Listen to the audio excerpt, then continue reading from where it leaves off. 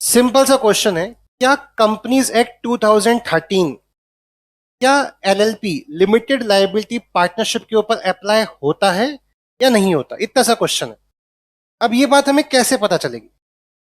इसके लिए हमें पढ़ना पड़ेगा सेक्शन 1। क्या पढ़ना पड़ेगा? किसका?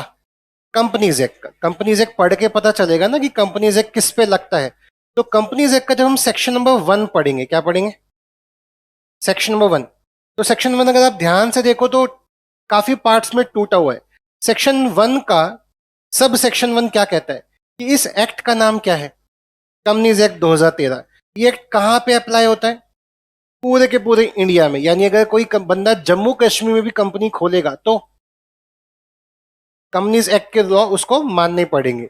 इसके बाद ये एक्ट इस दिन से आया, इस एक्ट में टाइम टू टाइम नए नए प्रोविजंस आए। फिर सबसेक्शन 4 आता है जो कहते हैं कि ये जो एक्ट है, इस एक्ट में जितने भी कानून लिखे हैं 1 से लेके 470 सेक्शन, ये प्रोविजंस किसको मानने पड़ेंगे? तो कह रहा है ये प्रोविजन अप्लाई होंगे ABCDEF पे। अब जब हम ABCDEF पढ़ लेंगे तो हमें समझ आ जाएगा कि एलएलपी के ऊपर कंपनीज एक्ट लगता है या नहीं। यानी एलएलपी ABCDEF में से किसी में फॉल कर रहा है या नहीं कर रहा? अरे हाँ। तो अगले 5 मिनट से 10 मिनट जितना भी लगे, जितना भी आपको समय लगे, हम ये समझने का प्रयास करेंगे कि कंपनीज एक्ट जो है वो लगता किस पे है। यानी कंपनीज एक्ट में जो रूल्स लिखे हुए हैं कि भाई कंपनी है तो आपको एक एनुअल जनरल मीटिंग करनी पड़ेगी, कंपनी है तो आपको इतने डायरेक्टर रखने पड़ेंगे। तो ये कानून कौन मानेगा? तो अभी सुनने में लग रहा है ये कानून सिर्फ कंपनियों पे लगता होगा, लेकिन क्या दे रखा है कंपनीज एक्ट ने खुद?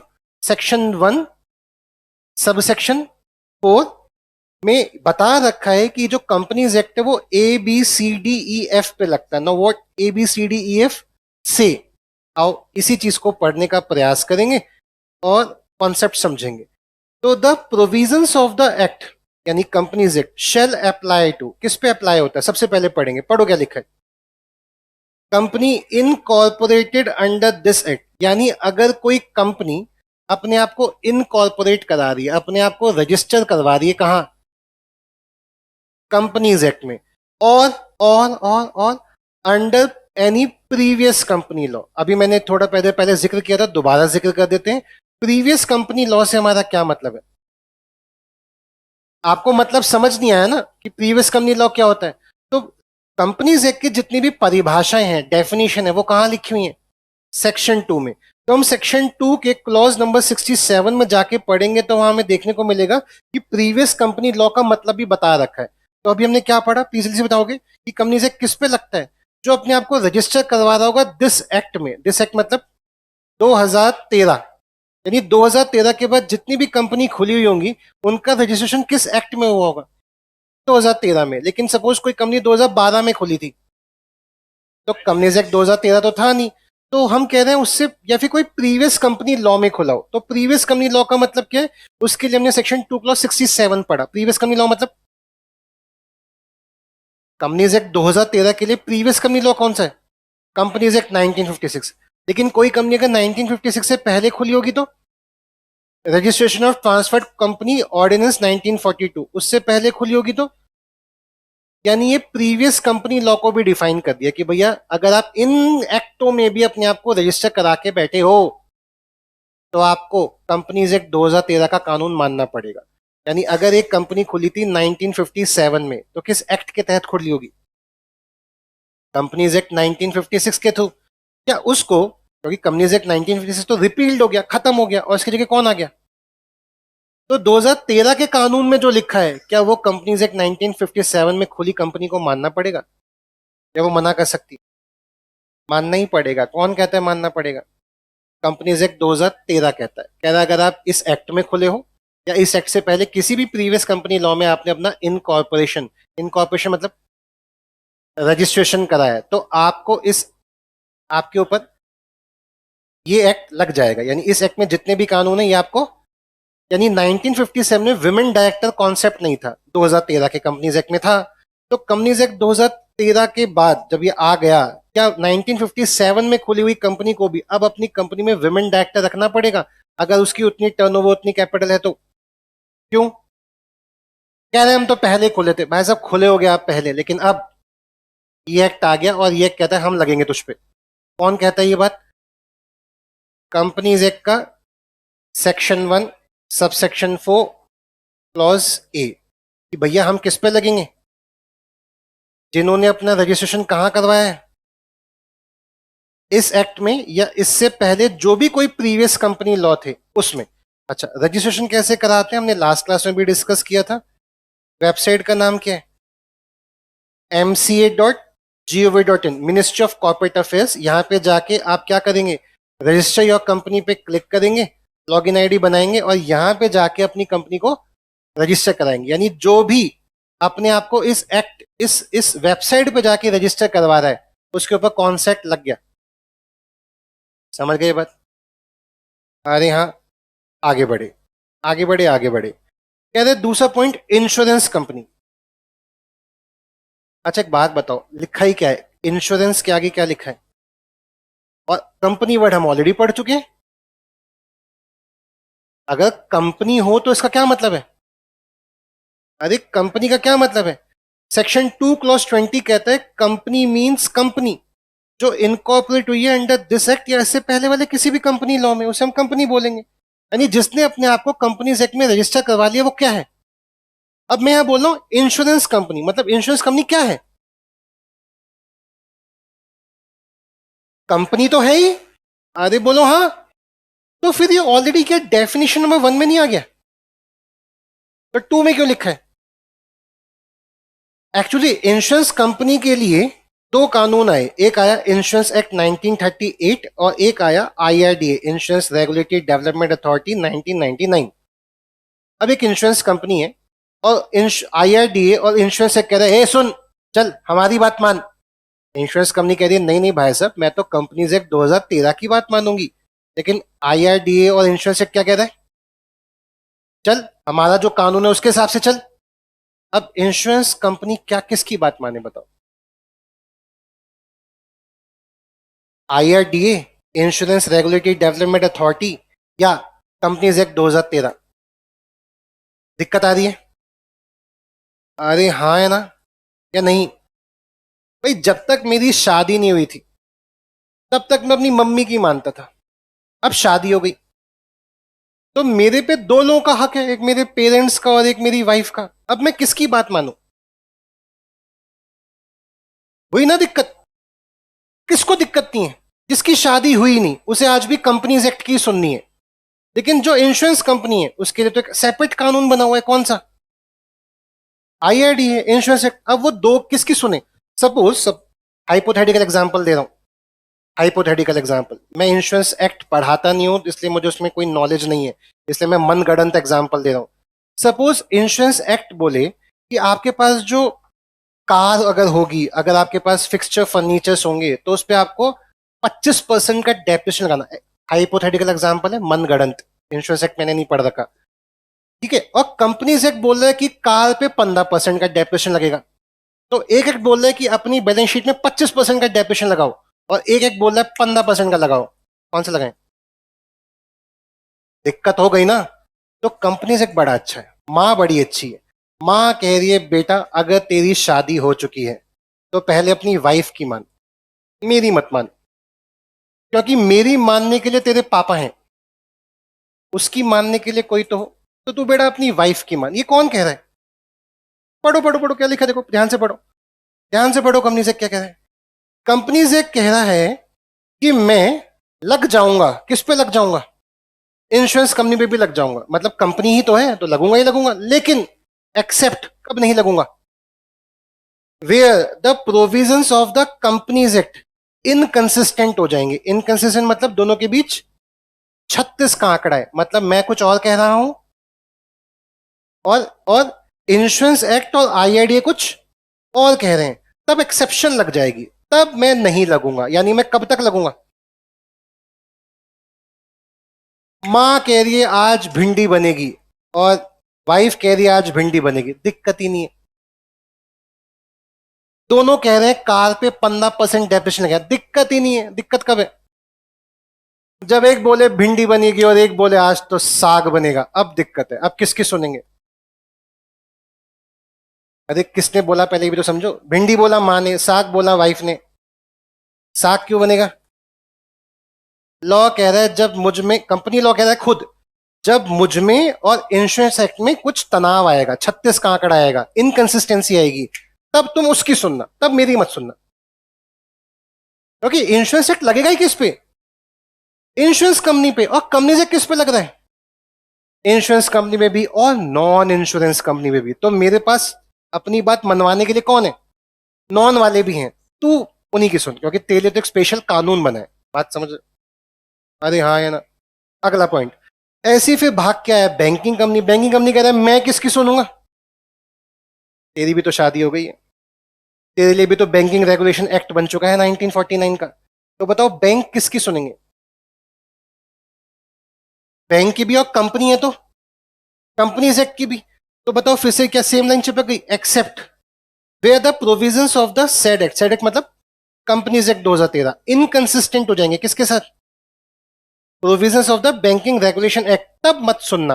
और अगर कुछ नहीं है तो कंपनीज एक्ट की भी सुन लेना, तुम मेरे हिसाब से काम करना।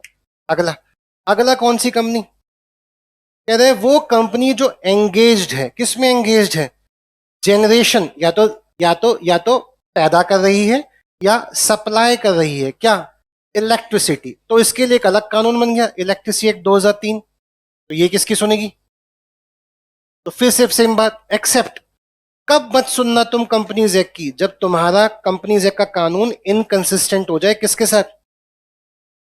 अरे कुछ समझ आ रहा है तुम्हें? ये चारों हैं तो कंपनी ही, लेकिन इन अलग अलग टाइप की कंपनियों के लिए अलग अलग कानून बन गए। तो अगर उन दोनों कानून में कोई भी द्वंद्व होगा, लड़ाई होगी, इनकंसिस्टेंसी होगी, तो उस समय तुम कौन सा कानून मानना, मेरा मत मानना, अपना कानून मानना। इंश्योरेंस से बोल दिया तुम इंश्योरेंस एक्ट मानना, बैंकिंग से बोल दिया तुम बैंकिंग रेगुलेशन एक्ट मानना, और इलेक्ट्रिसिटी जनरेशन कंपनी से क्या बोल दिया? अदरवाइज तुम पे तो मैं लगती ही हूं। अरे बोलो हाँ। कल तुम्हारी वाइफ टपक गई तो बेटा माँ तो है ही। मतलब कल अगर इलेक्ट्रिसिटी एक्ट 2003 खत्म हो गया तो वो कंपनी से के अकॉर्डिंगली चलेगा। अरे यस सर। चलो आगे बढ़ रहे हैं। अब लॉ मेकर ना थक गया। लॉ मेकर कह रहे ऐसे तो बहुत सारी कंपनियों के लिए बहुत सारे एक्ट होंगे। नहीं है नहीं। अरे कुछ तो बोल दिया करो यार, एकदम मरे पड़े रहते हो तुम यार। जैसे Indira Gandhi international airport. Indira, Yahoo पे सर्च नहीं मारते, थोड़ा लेट सर्च मारेगा। हाँ, इंदिरा गांधी इंटरनेशनल एयरपोर्ट का नाम क्या है? DIAL। क्या नाम है? अरे इस नाम से आ नहीं रहा, मैं सीधे DIAL लिख रहा हूँ। अरे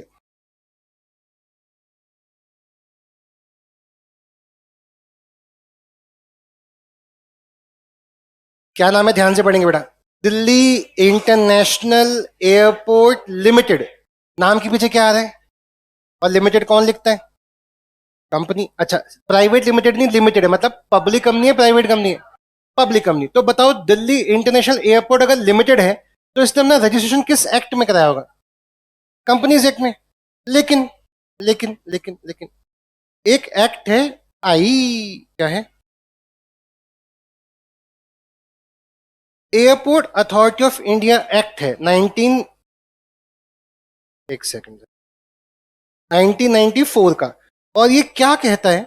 इसका पहला सेक्शन ही क्या बोलता है कि मैं अप्लाई हो जाऊंगा किस पे? All airport where at air transport services are operated. तो बताओ दिल्ली इंटरनेशनल एयरपोर्ट लिमिटेड पे क्या एयरपोर्ट सर्विसेज चल रही हैं? उसको कौन सा एक्ट मानना पड़ेगा?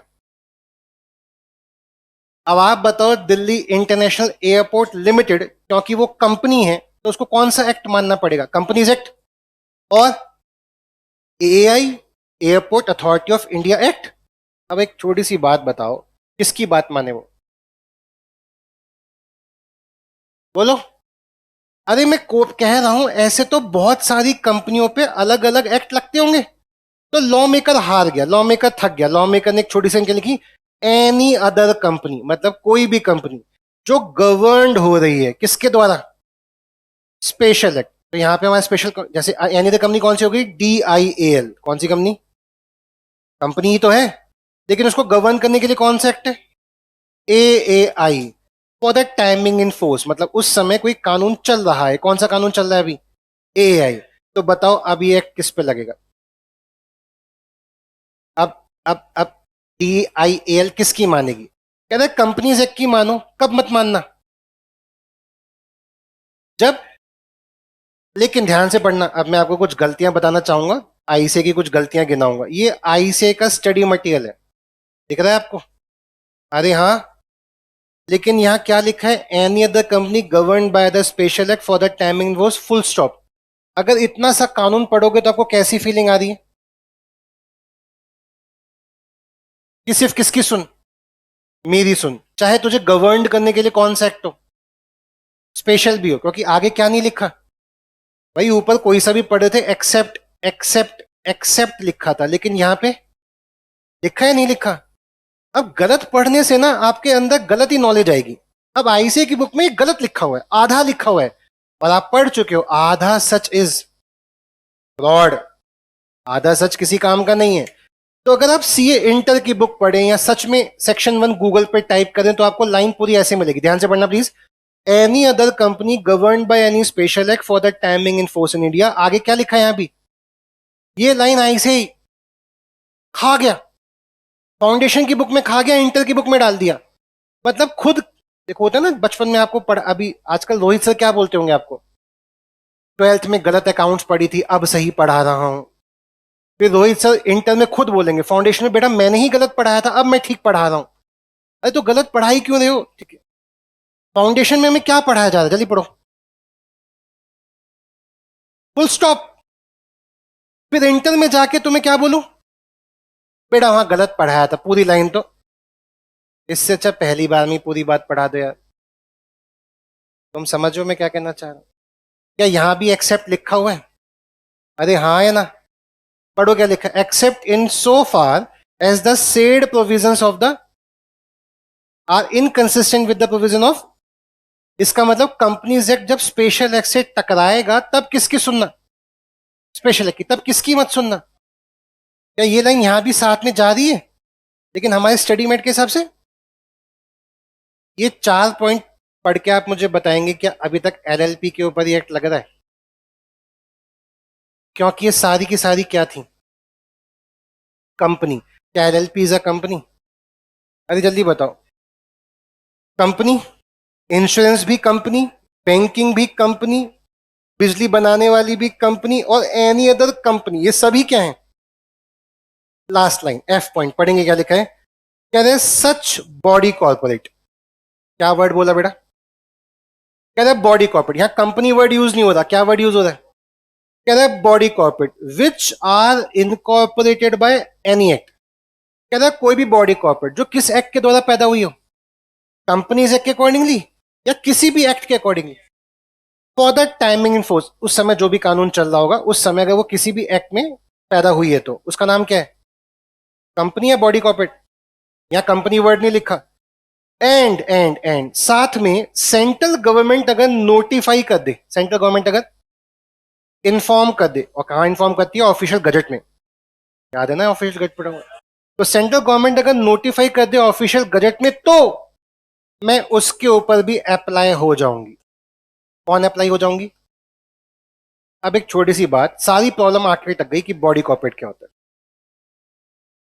What is body corporate? Body corporate की परिभाषा जानने के लिए हम फिर कहां चले गए? कंपनीज एक्ट पढ़ने के लिए, क्योंकि कंपनीज एक्ट में जिन भी शब्दों का प्रयोग हुआ होगा उनको कहां डिफाइन किया होगा? सेक्शन 2 के अंदर। तो आओ ज्यादा पढ़ेंगे बॉडी कॉर्पोरेट का क्या मतलब दे रखा है, पढ़ना। कह रहे body corporate includes a company. अच्छा पहले तो मुझे बताओ ये कैसी डेफिनेशन है? एग्जॉस्टिव या इंक्लूसिव? इंक्लूसिव मतलब सिर्फ यही है, या ये वन ऑफ द है? मींस मतलब क्या होता था? Banking company means banking company defined in this, इसका क्या मतलब है?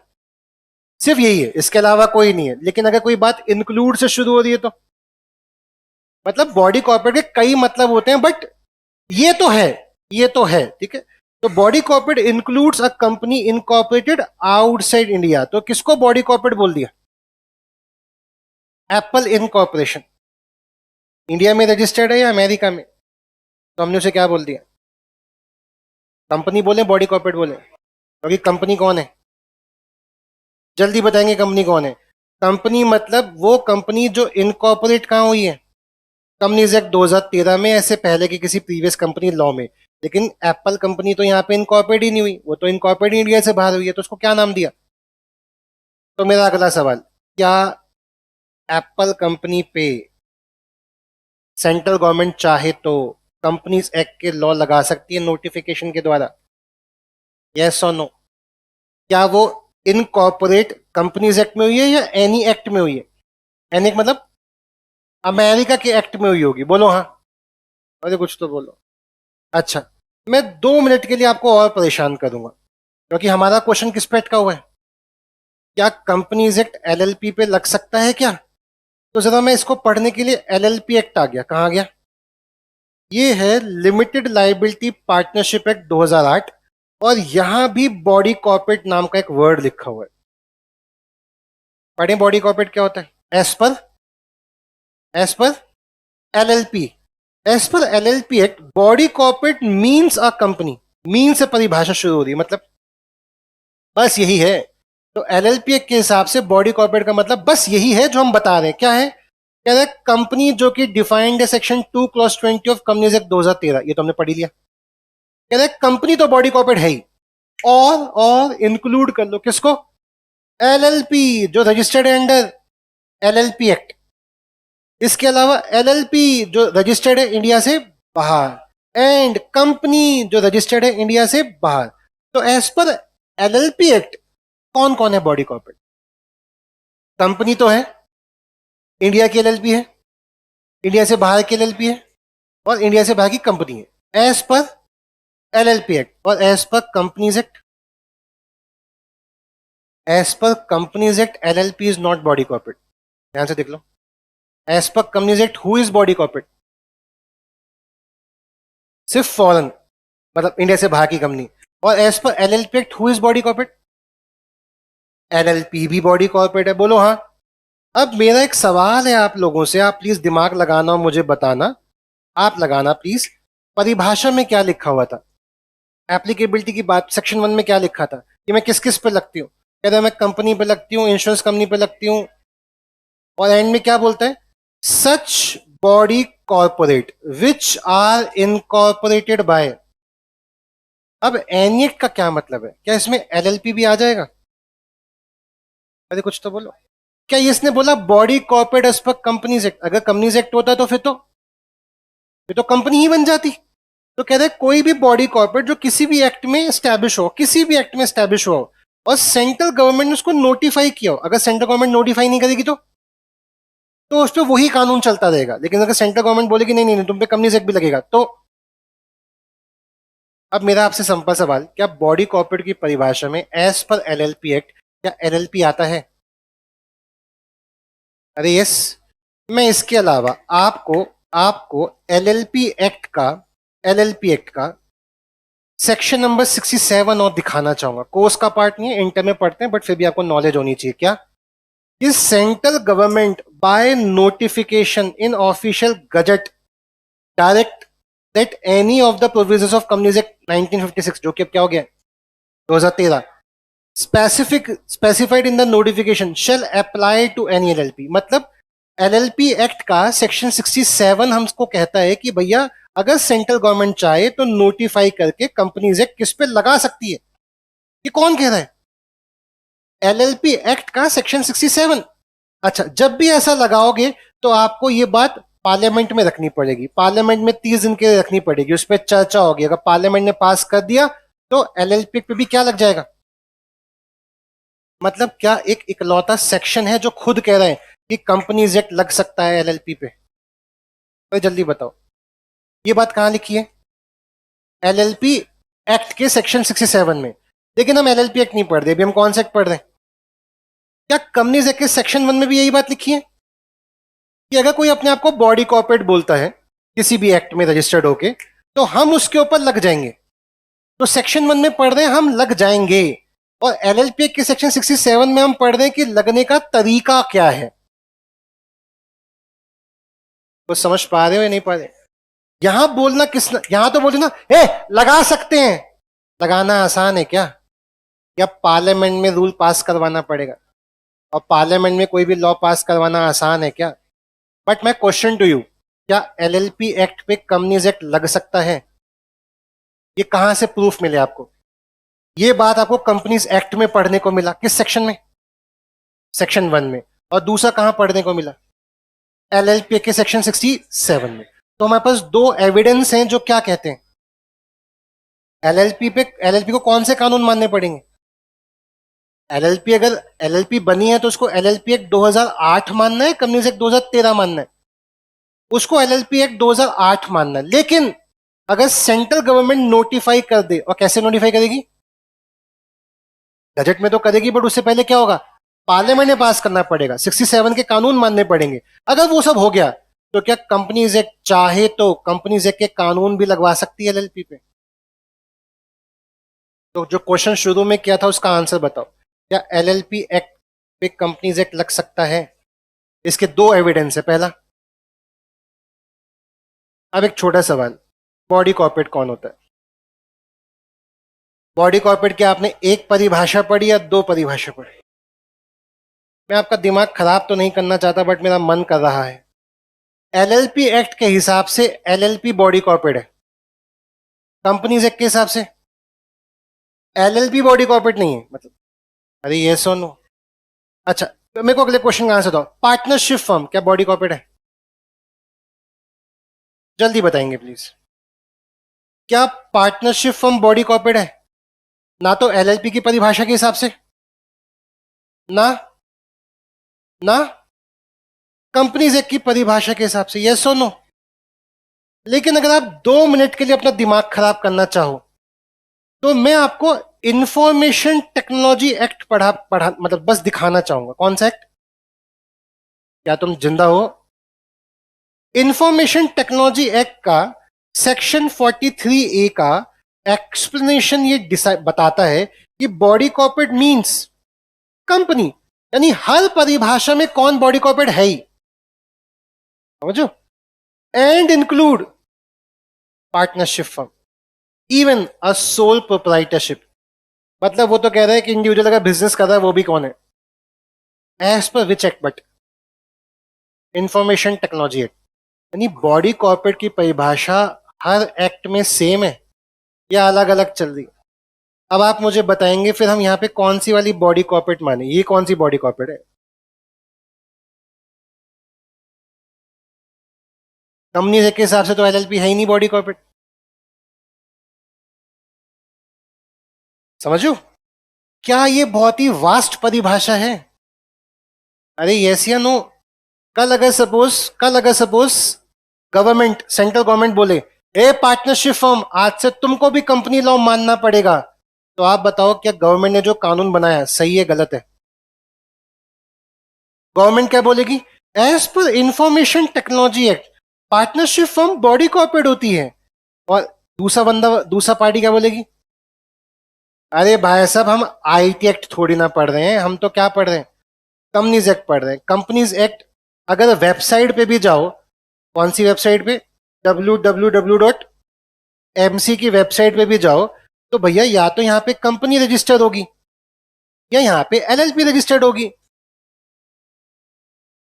अरे आईटी एक्ट क्या कोई कंपनी बनाती है क्या, कोई एलएलपी बनाती है क्या, या बस वो कानून बता रही है कि ये कानून किन पे लगेंगे? तो आईटी के कानून पार्टनरशिप पे भी लग जाएंगे। अब उसने पार्टनरशिप को अलग से ना डिफाइन करने के लिए बॉडी कॉर्पोरेट में ही सब कुछ घुसा दिया।